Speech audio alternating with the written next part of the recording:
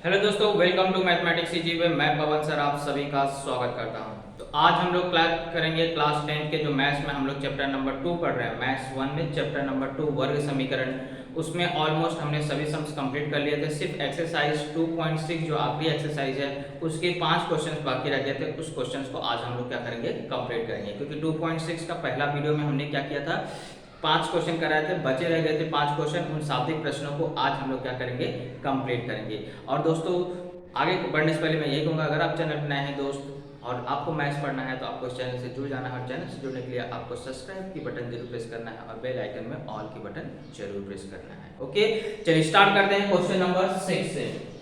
Exercise 2.6 question number 6। चलिए question number 6 में बोला है, श्री कासम का मिट्टी के बर्तन बनाने का कुटीर उद्योग है। यानी कि मिट्टी के बर्तन बनाने का जो घर पे उनका उद्योग है वह यहाँ दिया गया है। वे प्रतिदिन निश्चित संख्या में बर्तन बनाते हैं और उन्होंने फिक्स किया कि इतने दिन, एक दिन में इतने ही बर्तन बनाए जाएंगे। प्रत्येक बर्तन का लागत मूल्य, यानी कि प्रत्येक बर्तन को बनाने के लिए जो उनकी तरफ से खर्च हो रहा है वह मूल्य बताया गया बर्तनों की संख्या, यानी जितने बर्तन वो एक दिन में बना रहे हैं उस बर्तनों की संख्या का 10 गुने से क्या है, 5 अधिक है। यानी कि 10 गुने से 40 अधिक है, ऐसा आपको दिया गया है। यदि एक दिन में बर्तनों का लागत मूल्य 600 रुपए है, यानी कि पूरा बर्तन बनाने के लिए जो एक दिन का खर्च है उनका वो आपको बताया गया 600 रुपए है, तो प्रत्येक बर्तन का लागत मूल्य कितना है, यानी कि एक बर्तन के पीछे उनका कितना रुपया खर्च हो रहा है ये आपको ज्ञात करना है। और एक दिन में बनाए गए बर्तनों की संख्या आपको क्या करना है, ज्ञात करना है।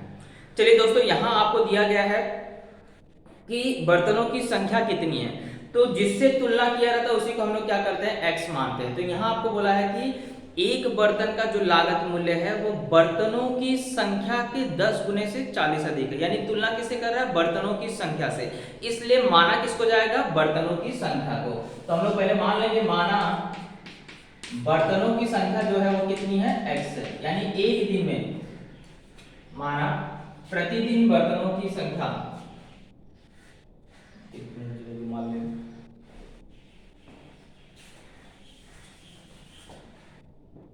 माना प्रतिदिन बनाए जाने वाले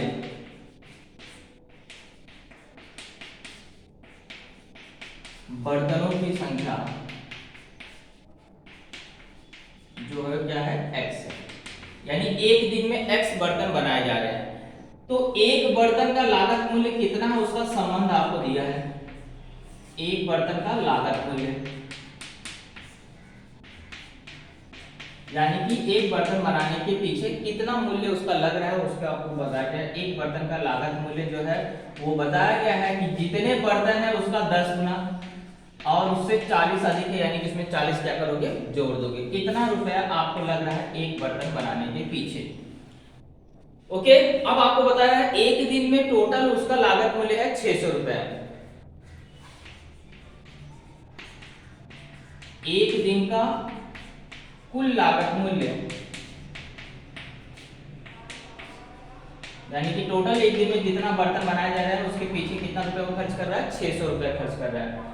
लेकिन लागत मूल्य निकालते कैसे हैं, जितने बर्तन है और एक दिन में जितने बर्तन है, एक बर्तन का जो मूल्य है और एक दिन में जितने बर्तन बनाए जा रहे हैं उसका उसमें गुणा कर देते हैं। मान लीजिए एक दिन में अगर आपको 3 बर्तन बनाए जा रहे हैं और एक बर्तन के पीछे अगर आपको 50 रुपए खर्च हो रहा है, तो 50 या 150, यानी कि एक दिन में कितना रुपया खर्च कर रहा है, 150। जितने बर्तन बन रहे हैं उसका एक बर्तन के लागत मूल्य से गुणा करोगे तो आपको एक दिन का खर्च निकल जाता है। तो वही काम यहाँ पे भी करेंगे कि ये जो 600 रुपए है ये कैसे आएगा, बर्तनों की संख्या का गुणा किसमें कर दोगे, एक बर्तन के लागत मूल्य से। अब इसी को आप क्या करोगे, हल कर लोगे। x का गुणा 10x में हुआ तो 10x स्क्वायर हो गया, x का गुणा 40 में हुआ तो 40x हो गया, बराबर 600। सब में 600 को पहले यहां लाइए, बराबर 0। अब सब में देखो 10 से भाग जा रहा है, तो 10 से क्या करोगे, भाग देंगे।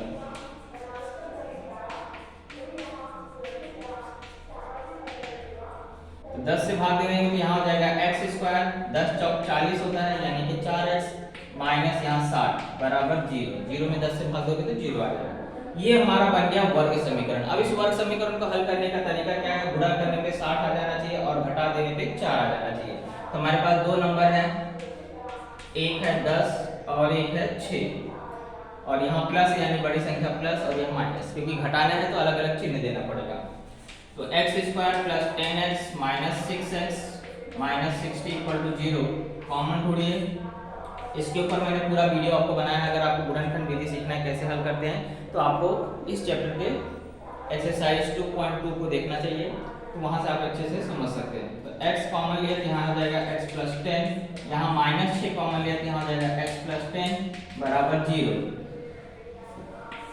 है ना, क्योंकि 6 कॉमन लिया तो 6 के पहाड़े में 60 कितनी बार आता है 10, और यहाँ प्लस कैसे हो गया क्योंकि माइनस कॉमन आपने लिया है। तो एक ब्रैकेट में हो जाएगा x प्लस 10 और दूसरे ब्रैकेट में हो जाएगा x माइनस 6 इक्वल टू 0। तो x प्लस 10 बराबर 0, या हम बोल सकते हैं x माइनस 6 इक्वल टू 0। क्यों? क्योंकि अगर दोनों संख्याओं का गुणनफल 0 है तो इसका मतलब है कि दो संख्याओं का गुणनफल कब 0 होता है, जब उसमें से एक संख्या क्या होगी 0 होगी। तो यहाँ पे हम लोग लिख देंगे x प्लस 10, यहाँ पे 10 उधर जाएगा तो ये माइनस 10 और माइनस से उधर गया तो प्लस 6, यानी कि आंसर में x के दो मान हो सकते हैं, एक माइनस 10 और एक 6। लेकिन क्या बर्तनों की संख्या माइनस में होती है क्या? नहीं, कुछ ना कुछ बर्तन तो बना रहा होगा, इसलिए यहाँ बता दो कि बर्तनों की संख्या ऋणात्मक नहीं होती।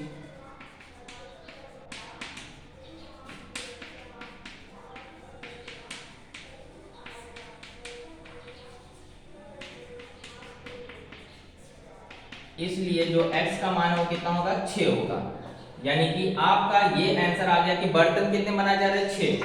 आपको दो चीजें याद करना है, तो बर्तनों की संख्या आ गई 6 और एक बर्तन का लागत मूल्य निकालना है, तो उसका संबंध यहां दे दिया है। एक बर्तन का लागत मूल्य क्या है 10x प्लस 40। अब इसमें x का मान 6 रख दीजिए, तो 60 धन 40 यानी 100 रुपए एक बर्तन के पीछे लग रहा है, यानी टोटल 600 टोटल एक दिन में, क्योंकि 6 बर्तन बनाया जा रहा है। अगर एक बर्तन पे 100 रुपए लग रहा है तो 6 बर्तन कितना लग जाएगा 600 रुपए, जो कि प्रश्न में आपको दिया गया है। तो ये हुआ हमारा क्वेश्चन नंबर 6। अब बढ़ते हम लोग क्वेश्चन नंबर 7 की तरफ।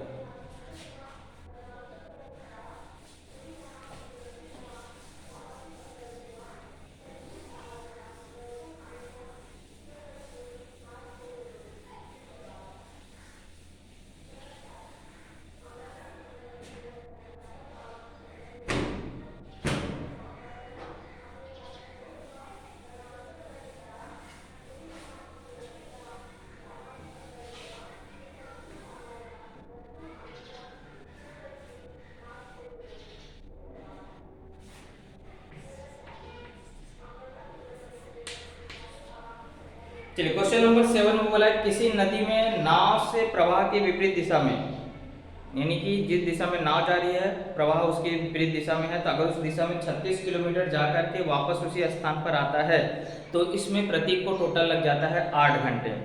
यदि शांत पानी में नाव का वेग, यानी कि अगर हवा नहीं चल रही है, जल एकदम शांत है, ऐसे समय नाव का वेग कितना है 12 किलोमीटर प्रति घंटा, तो नदी के प्रवाह का वेग हमें क्या करना है ज्ञात करना है, यानी कि नदी किस वेग से बह रही है ये चीज को हमें क्या करना है ज्ञात करना है।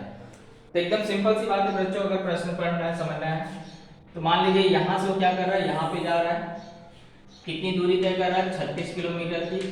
एक बार वो जल के प्रवाह के विपरीत दिशा में जा रहा है और एक बार यहाँ से वापस आ रहा है तो फिर 36 किलोमीटर जा रहा है, यानी कि टोटल जा रहा है आपको 36 किलोमीटर उस तरफ और 36 किलोमीटर आ रहा है। एक बार जा रहा है तो वो आपको नाव के प्रवाह के वेग में जा रहा है, यानी कि जिस दिशा में आपको प्रवाह है उसी दिशा में जा रहा है, और एक उसके विपरीत दिशा में जाता है। तो आप जानते हैं कि जब विपरीत दिशा में जाते हैं तो हवा के वेग से उसकी चाल क्या हो जाएगी कम हो जाएगी, और कितनी कम हो जाएगी जितना हवा का वेग रहेगा, और ज़्यादा हो जाता है अगर नाव के वेग से हवा का वेग तो नाव क्या होती है पलट जाती है, जाहिर सी बात है। तो यहाँ पर आपको नाव का क्या वेग था 12 किलोमीटर, लेकिन नदी के प्रवाह का वेग क्या है वो आपको नहीं दिया, वही चीज आपको ज्ञात करना है। तो इसी को हम लोग क्या मान लेंगे x, माना नदी के प्रवाह का वेग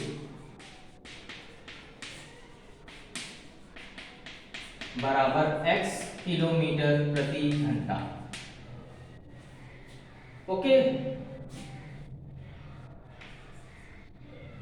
तो नदी के प्रवाह के वेग में ना मतलब अगर आपको वह प्रवाह की दिशा में नाव जा रहा है तो उसका वेग कितना हो जाएगा। जैसे आप साइकिल चलाते हैं, अगर आपको हवा तेजी से चल रही है और आप जिस दिशा में जा रहे हैं हवा उसमें उसी दिशा में जा रही है, तो आपका साइकिल का स्पीड क्या होगा, ऑटोमेटिक बढ़ जाएगा। कितना बढ़ जाएगा, जिस स्पीड से हवा चल रही है। यानी कि अनुकूल दिशा में जाएंगे, यानी कि हवा के वेग की दिशा में जाएंगे तो आपकी चाल बढ़ेगी, और विपरीत दिशा में रहेंगे तो चाल क्या हो जाएगी, घट जाएगी। जितना हवा का वेग रहेगा वही चाल आपको एक बार अनुकूल दिशा में बढ़ेगी और प्रतिकूल दिशा में क्या हो जाएगी, कम हो जाएगा। तो नदी के प्रवाह की दिशा में, नदी के प्रवाह की दिशा में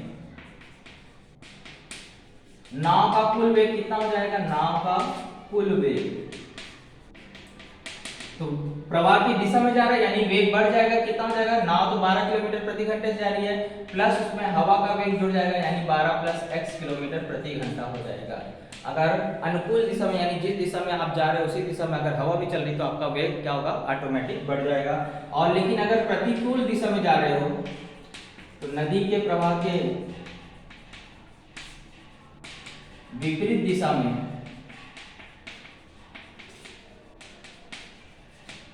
नाव का कुल वेग क्या हो जाएगा, घट जाएगा, और घट के कितना हो जाएगा, 12 माइनस x किलोमीटर प्रति घंटा। यहाँ पे x माइनस 12 नहीं लिख सकते, क्योंकि अगर हवा का वेग ज्यादा हुआ और नाव का वेग कम हुआ तो इसका मतलब नाव क्या हो जाएगी, पलट जाएगी। इसलिए हवा का वेग उससे क्या होगा, कम ही होगा। तो 12 माइनस x लिखेंगे, x माइनस 12 नहीं लिख सकता। हमेशा नदी नाव का प्रवाह का वेग पहले लिखा जाएगा, माइनस हवा का वेग लिखा जाएगा। अब देखिए आपको कुल दूरी तो दिया है, दूरी कितना दिया है, 36 किलोमीटर, क्योंकि 36 किलोमीटर वो जा भी रहा है और 36 किलोमीटर क्या है, आ रहा है। तो कितना समय लगेगा, टोटल 8 घंटा लग रहा है। तो 8 घंटे कैसे निकालेंगे, तो आप जानते हैं समय बराबर क्या होता है, दूरी बटे चाल। समय बराबर क्या होता है, दूरी बटे चाल। तो पहले हम लोग क्या करते हैं, विपरीत दिशा का निकालते हैं। तो विपरीत दिशा यानी कि 36 किलोमीटर जा रहा है और चाल क्या होगी, जो विपरीत दिशा में 12 माइनस एक्स, ये हो गया। इतना समय लग रहा है क्योंकि समय निकालने का फॉर्मूला क्या है, दूरी बटे चाल। तो 36 किलोमीटर जाना ही जाना उसको, और उस समय वह विपरीत दिशा में जा रहा है यानी कि इस चाल से उसको क्या करोगे, भागोगे, तो इसका मान आएगा समय। प्लस इसके बाद 36 किलोमीटर वापस भी आ रहा है, यानी दूरी तो वही है 36 किलोमीटर, लेकिन आप क्या कर रहा है, हवा के वेग की दिशा में आ रहा है, यानी कि उस किलोमीटर से आप भागेंगे। तो ये दोनों का टाइम आपको बताया टोटल कितना लगता है, 8 घंटा। अब चलिए इक्वेशन बन गया, इसी को हम लोग सॉल्व करेंगे। पहले 36 को कॉमन ले लेंगे तो अंदर बचेगा 1 12 minus x plus 1 upon 12 plus x बराबर 8। अब ये दोनों 4 के पार्ट्स कट रहे हैं, 4 दूनी 8, 4 9 36। ओके, अब तीन गुणा कर लीजिए, अंदर 12 प्लस एक्स का गुणा 1 में हो तो 12 प्लस एक्स आएगा, प्लस 12 माइनस एक्स का गुणा हुआ तो 12 माइनस एक्स आएगा। बटे में हर का गुणा हर में होता है, तो 12 माइनस एक्स एक ब्रैकेट में, 12 प्लस एक्स दूसरे ब्रैकेट में बराबर, यहाँ पे क्या लिख दोगे, 2 सॉरी। अब इसको देखो प्लस माइनस है, कट जाएगा, और 12 12 जोड़ के कितना हो गया, 24। तो 9 गुणे 24 ऊपर बचा, बटे में यहाँ गुणा होगा, a माइनस बी है और a प्लस बी है, तो इसका फॉर्मूला क्या होता है, a square minus b square, यानी 12 का वर्ग 144 और x का वर्ग यानी x स्क्वायर। अब 2 से देखो भाग जा रहा है 24 में, यहाँ 12 आ जाएगा। तो देखो 12 नवैया क्या हो गया, 108, यहाँ बचा 1, और ये तीन गुणा होगा तो ये हो जाएगा 144 minus x square. Minus x square इधर लाओ और 108 को उधर ले जाओ, तो एक्स स्क्वायर बराबर हो जाएगा 144 माइनस 108, तो x का मान आ जाएगा 36, एक्स स्क्वायर का मान 36, तो x बराबर हो जाएगा 36 का वर्गमूल क्या होता है, 6। यानी कि हमने निकाल लिया नदी के प्रवाह का वेग जो है वो कितना होगा, 6 किलोमीटर प्रति घंटा होगा। नदी के प्रवाह का वेग बराबर 6 किलोमीटर प्रति घंटा। कुछ लोग बोलेंगे यहाँ से कैसे कट गया, तो यहाँ आप देख रहे हैं ये भी अंश में है, ये भी अंश में है, ये जब 36 यहाँ से यहाँ जाएगा तो क्या हो जाएगा, भाग में, तो आसानी से इसलिए आप उसको काट दे सकते हैं। तो बटे में ना ले जाए तो मैंने यहीं डायरेक्टली आपको काट दिया, यहाँ पे भी देखो डायरेक्टली काट दिया, तो ये 24 यहाँ ऊपर है तो बटे में जाएगा, यहाँ नीचे आ जाएगा। ओके, इस तरह से आप आसानी से इसको सॉल्व कर सकते हैं। तो ये हुआ हमारा क्वेश्चन नंबर 7। अब बढ़ते हैं क्वेश्चन नंबर 8 की तरफ।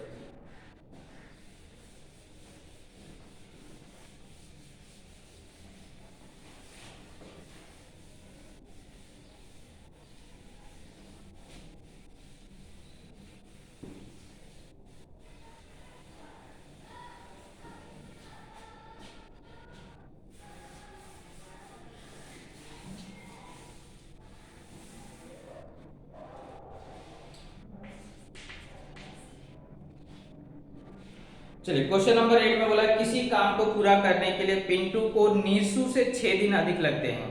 पिंटू को ज्यादा समय लग रहा है, नीसू को समय लग रहा है कितने दिन? आपको बोला 6 दिन का अंतर है। दोनों मिलकर वही काम 4 दिन में पूरा कर देते हैं। अगर दोनों साथ में काम करते हैं तो 4 दिन के अंदर आपको काम क्या हो जाता है? फिनिश हो जाता है। तो उस काम को अकेला पूरा करने के लिए प्रत्येक को कितना दिन लगेगा? अगर वो दोनों मिलके न करके अकेले अकेले काम करेंगे तो कितना आपको, पिंटू को कितना दिन लगेगा और नीसू को कितना दिन लगेगा, ये चीज को आपको क्या करना है? ज्ञात करना है। तो देखो तुलना किससे किया गया? नीसू, इसलिए एक्स किसको मानोगे? नीसू, क्योंकि दोनों ज्ञात करना है तो आप कंफ्यूज हो जाओगे, पिंटू को एक्स माने कि नीसू को। तो नीसू से तुलना किया है इसलिए नीसू को माना जाएगा एक्स। तो माना नीसू को कार्य पूरा करने में एक्स दिन लगेंगे। अब आपको पिंटू को बोला 6 दिन ज्यादा लगेगा, जितना दिन नीसू को लगेगा पिंटू को उससे क्या होगा? 6 दिन ज्यादा लगेगा। तो पिंटू को लगने वाला समय बराबर x प्लस 6, जितना दिन नीसू को लगेगा उससे 6 दिन ज्यादा लगेगा, किसको? पिंटू को। अब बोला अगर दोनों मिलकर के काम करेंगे तो 4 दिन में कंप्लीट हो जाएगा। तो हमें क्या करना है? प्रत्येक का 1 दिन का काम कितना करेंगे वो आपको निकालना है। तो 1 दिन में नीसू द्वारा किया गया कार्य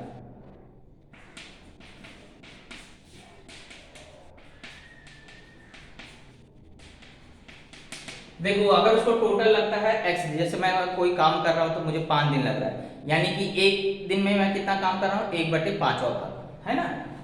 एक दिन में 1/5 भाग, दूसरे दिन भी 1/5 भाग, तीसरे दिन भी 1/5 भाग, चौथे दिन भी 1/5 भाग और पांचवें दिन भी 1/5 भाग। इस तरह से मैंने अगर काम पूरा किया तो आपको हर समान है तो जुड़ जाएगा, 5/5 हो जाएगा, कट के क्या हो जाएगा? 1 यानी कि हमारा काम कंप्लीट हो गया। तो कभी भी जितने दिन रहते उसको 1 से मतलब उससे डिवाइड कर देते तो हमें पता चल जाता है कि 1 दिन में कितना काम हुआ। अगर मान लीजिए मुझे 10 दिन लग रहा है, यानी कि 1 दिन में मैंने कितना काम किया? 1/10वां भाग। 2 दिन में कितना काम किया? 2/10वां भाग। 3 दिन में कितना काम किया? 3/10वां भाग। ओके, तो 1 दिन में नीसू द्वारा किया गया कार्य मतलब 1/x हो जाएगा। ऐसे 1 दिन में पिंटू द्वारा किया गया कार्य बराबर क्या हो जाएगा? 1 जितना दिन लगा उसे डिवाइड कर दीजिए।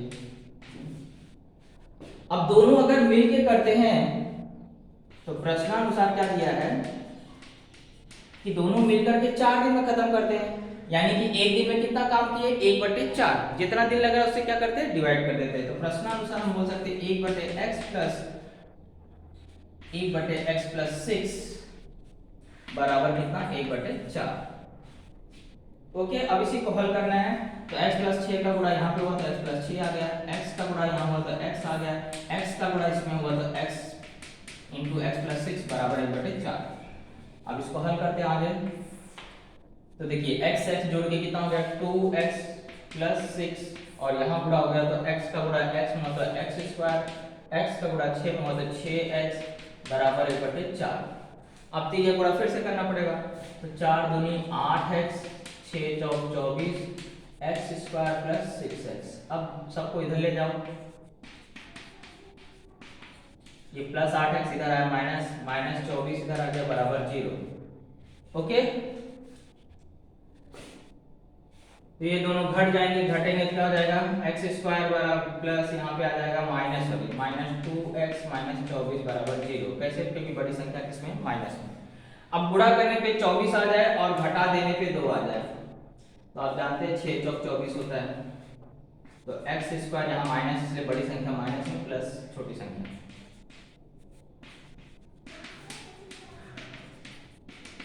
x को कॉमन लिया तो यहाँ आ जाएगा x माइनस 6, यहाँ पे 4 कॉमन लिया तो x माइनस 6 बराबर 0। तो एक ब्रैकेट में x माइनस 6, दूसरे ब्रैकेट में x प्लस 4।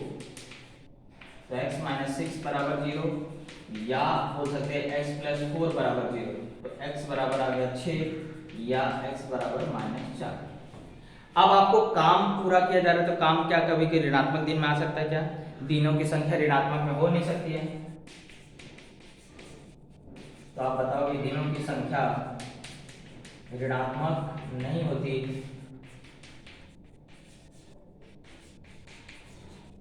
इसलिए जो x का मान है वो कितना होगा 6।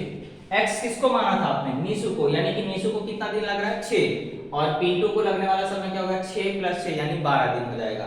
तो यहाँ पे हम लोग फाइनल आंसर में यहाँ आपको लिख दे रहा हूँ, इसलिए नीसू को लगने वाला समय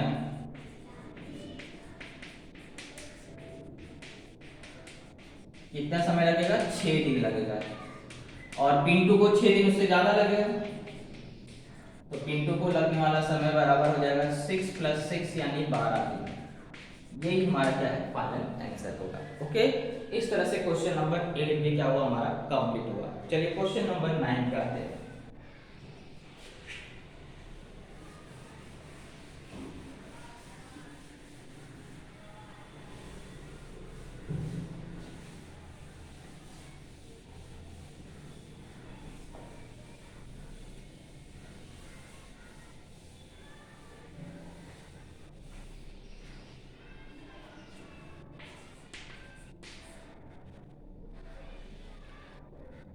बोला है संख्या 460 को किसी प्राकृतिक संख्या से भाग देने पर भागफल भाजक के 5 गुने से 6 अधिक है तथा शेषफल 1 आता है, तो भागफल तथा भाजक कितना होगा। दोनों चीज ज्ञात करना है, भाजक भी ज्ञात करना है और भागफल भी ज्ञात करना है। तो किसको x मानोगे, भाजक को कि भागफल। तो तुलना देखो जिससे किससे किया गया, भाजक से किया गया है कि भाजक का वह 5 गुने से, तो तुलना किससे किया जा रहा है, भाजक से। तो जिससे तुलना किया जाता है उसी को x माना जाता है।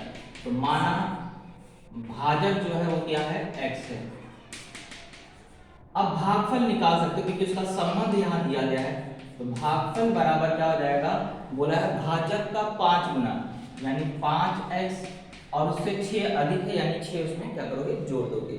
शेषफल भी दिया गया है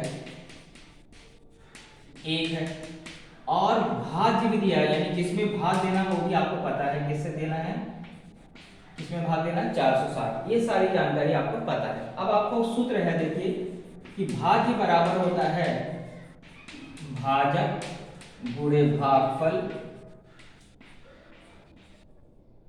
प्लस शेषफल। ये हमारा फॉर्मूला है, बचपन से हम लोग भाग जब से पढ़ रहे हैं तब से आपको पता है।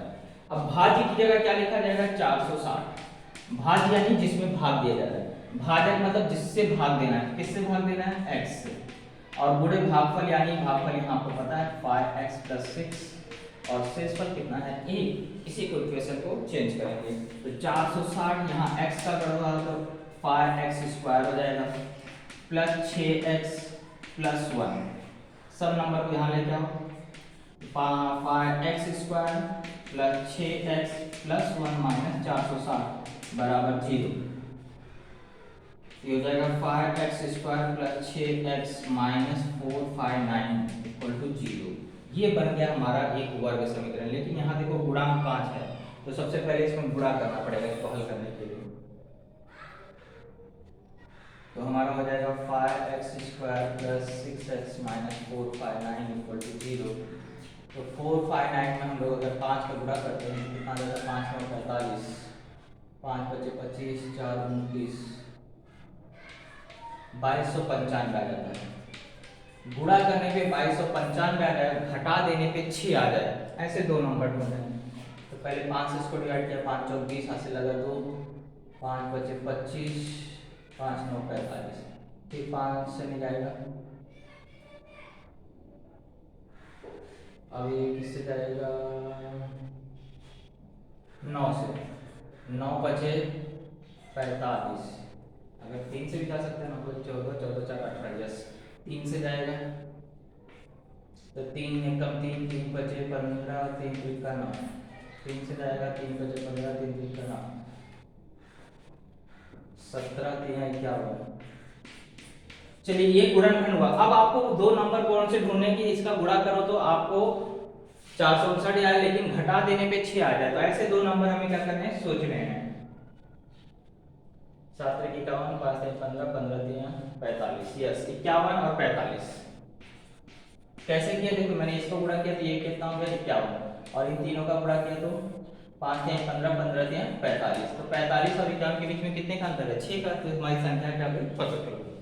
तो 5x² प्लस, अब किसको बड़ी संख्या यहाँ प्लस मिलेगी, 51x minus 45x minus 459 equal to 0।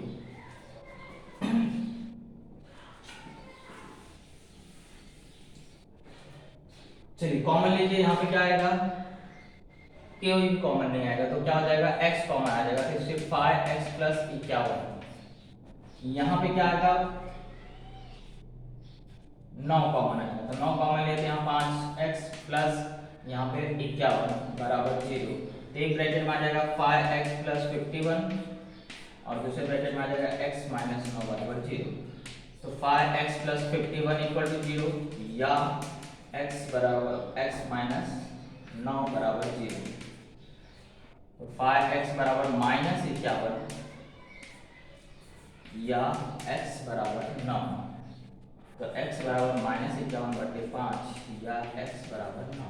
लेकिन उसने क्या बोला था, x क्या होना चाहिए, प्राकृतिक संख्या होनी चाहिए। तो आप बता दो कि माइनस 51/5 यह प्राकृतिक संख्या नहीं है।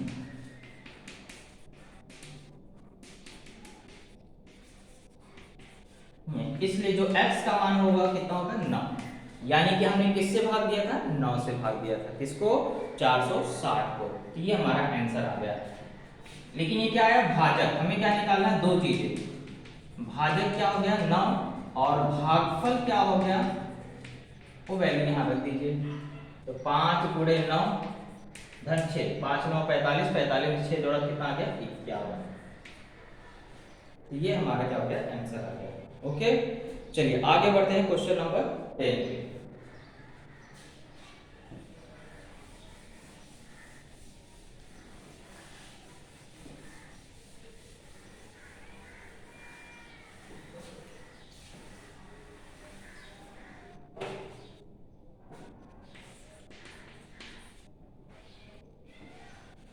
क्वेश्चन नंबर 10 में एक समलंब चतुर्भुज बना है और उस समलंब चतुर्भुज में आपको कृति करके इसका मान ज्ञात करना है।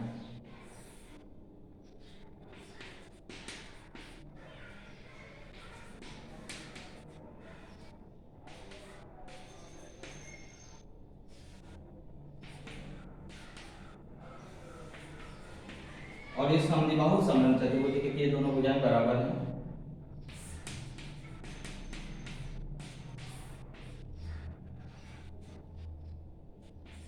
चलिए अब देखो कृति क्या बोला है कि दी गई जानकारी के द्वारा चतुर्भुज के चारों भुजाओं की लंबाई हमें क्या करना है, ज्ञात करना है। अब पूरा मैं यहाँ लिख रहा हूँ, उसके बाद डब्बे में क्या आएगा आपको बता देता हूँ। तो चतुर्भुज ABCD समलंब चतुर्भुज है, इसलिए एरिया ऑफ क्वाड्रिलेटरल बराबर हो जाएगा ABCD का। समलंब चतुर्भुज का क्षेत्रफल का सूत्र क्या होता है, समांतर भुजाओं का योगफल मतलब AB प्लस CD गुणे ऊंचाई। ऊंचाई क्या है यहाँ पे, AM, इसलिए डब्बे में यहाँ पे क्या आ जाएगा, AM। ओके, अब यहाँ वैल्यू रखा गया है, क्षेत्रफल दिया है 33 1/2 x प्लस 2x प्लस 1, क्योंकि यहाँ पे पहले ये भुजा क्या है, x है और ये वाली भुजा क्या है, 2x प्लस 1 गुणे ऊंचाई यानी कि x माइनस क्या होगा, 4 आ जाएगा। ओके, अब ये दो यहाँ पे आ गए, 66 हो गया, इसलिए डब्बे में यहाँ पे क्या आ जाएगा, 66। और यहाँ पे देखो ये दोनों जुड़ गए तो 3x प्लस 1 आ गया और गुणे यहाँ पे x माइनस 4, ये भी डब्बे के अंदर ही रहेगा। चलिए अब आपको बोला है कि इसके बाद यहाँ पे क्या आएगा, 3x स्क्वायर प्लस माइनस यहाँ पे बराबर 0, फिर 3x कॉमन लिया है तो अंदर क्या बचेगा वो बताइए, प्लस 10 कॉमन लिया तो यहाँ अंदर क्या बचेगा वो बताइए, बराबर 0। तो एक ब्रैकेट में हो गया 3x प्लस 10 और दूसरे ब्रैकेट में क्या आएगा वो आप याद करिए, इसलिए 3x प्लस 10 बराबर 0 या x बराबर 0, x बराबर माइनस 10/3 या x बराबर डैश, किंतु लंबाई ऋणात्मक नहीं होती। ये क्वेश्चन आपको वहाँ पे लिखा गया, इसलिए मैं पूरा नहीं लिख रहा हूँ, आप पूरा लिख लीजिए। इसलिए x का जो मान माइनस 10/3 है वो नहीं लिया जाएगा, इसलिए जो x का मान है वो डैश होगा। अब इस आधार पे AB की लंबाई कितनी होगी वो बताइए, CD की लंबाई कितनी होगी वो बताइए, AB बराबर BC की लंबाई जो है वो कितनी होगी वो बताइए। चलिए इसको सॉल्व करते हैं। यहाँ तक तो मैंने आपको बता दिया था कैसे आ गया। अब आप इसका गुणा करेंगे और यहाँ पे लिखेंगे। तो देखो गुणा करने पे मैं आपको यहाँ पे काम करके बता दे रहा हूँ। जब 3x का गुणा x में तो क्या हो जाएगा 3x², 3x का गुणा -4 में तो -12x, फिर 1 का गुणा हुआ तो +1x -4, यानी कि क्या हो जाएगा ये घट के -11x आ जाएगा। यहाँ पे -11x, ओके। और यहाँ पे माइनस लगाइए, यहाँ पे 4 उतारना है। अब यानी कि गुणा करने पे कितना जाना चाहिए 4 3 12, 12 जाना चाहिए और घटा देने पे 11 आना चाहिए। घटा देने पे क्या जाना चाहिए 11। तो आप जानते हैं यहाँ पे आपको 10 कॉमन लिया गया है। 4 3 12, यस, और घटा देने पे 11 आना चाहिए। एक बार फिर से हम लोग गुणा कर लेते हैं। यहाँ x -4 ये चाहिए, x -4 है, यस, ये 3x + 1 हो गया, ओके।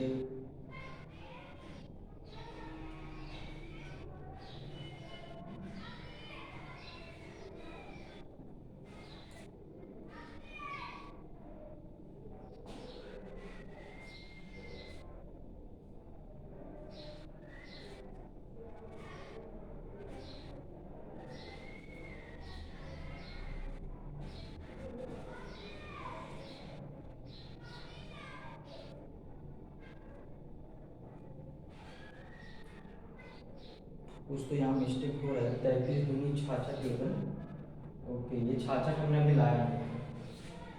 यहाँ पे क्या लिखोगे 66 ही लिखोगे, अभी बराबर 0 नहीं आया है, तो ये 66 यहाँ पर है। इसके बाद देखिए समीकरण में थोड़ा सा चेंजेस है, में बोला क्या हो गया।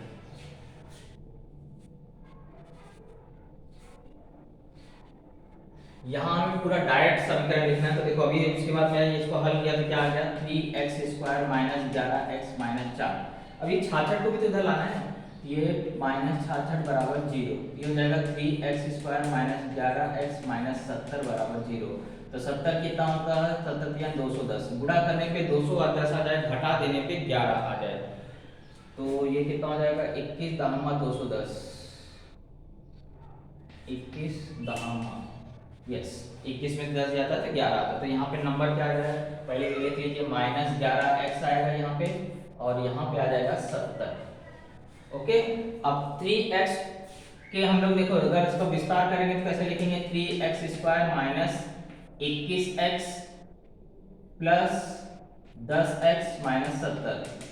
तो यहाँ पे कॉमन क्या आ रहा है 3x, अगर 3x कॉमन लेंगे तो यहाँ बचेगा x - 3 7 21, यहाँ पे क्या आ जाएगा 7 आ जाएगा। और ऐसे यहाँ 10 कॉमन लिया तो यहाँ भी क्या आ जाएगा x - 7, तो दूसरे ब्रैकेट में यहाँ पे सब जगह x - 7, यहाँ पे भी क्या लिखोगे x - 7 = 0, तो x बराबर यहाँ पे जाएगा 7 हो जाएगा। तो यहाँ पे आपको x = 7। अगर x का मान 7 है तो a भी कितना हो गया 7। cd यानी कि यहाँ पे देखो ज्ञात करो 2x यानी 7 दूनी 14 + 1 15, और यहाँ बोला x - 2 यानी कि 5। तो इस तरह से आपका क्या हो जाएगा कंप्लीट हो जाएगा डब्बा, ओके। तो ये हुआ हमारा एक्सरसाइज 2.6। आई होप आपको वीडियो अच्छा लगा। अगर अच्छा लगा है तो दोस्तों लाइक करिए, शेयर करिए, और चैनल पर नए तो दोस्तों सब्सक्राइब जरूर करिएगा। मिलते हैं अगले वीडियो में, तब तक के लिए जय हिंद, जय महाराष्ट्र।